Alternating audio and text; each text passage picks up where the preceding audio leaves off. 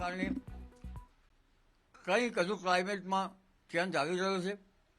તારીખ 27મી જાન્યુઆરી સુધીમાં ઉત્તર ગુજરાતના ભાગોમાં ઠંડી રહેવાની શક્યતા છે.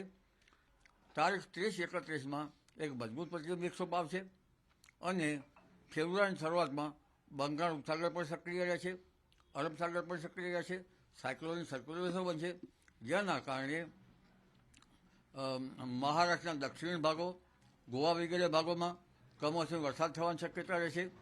દક્ષિણ ગુજરાતનું હવામાન પણ પલટાશે અને દેશના ઉત્તરીય પર્વતીય પ્રદેશોમાં સાયક્લોનિક સર્ક્યુલેશનના કારણે જે પશ્ચિમી વિક્ષોભના કારણે લગભગ તારીખ 30-31 જાન્યુઆરીથી ફેબ્રુઆરીની 4 તારીખ સુધીમાં, એટલે ફેબ્રુઆરીની શરૂઆત સુધીમાં કેટલાક ભાગમાં માવઠું થવાની શક્યતા રહેશે. ફેબ્રુઆરીની શરૂઆતમાં કમોસમી વરસાદની શક્યતાના કારણે તેમાં પણ ક્યાંક ઠંડી આવી શકે છે.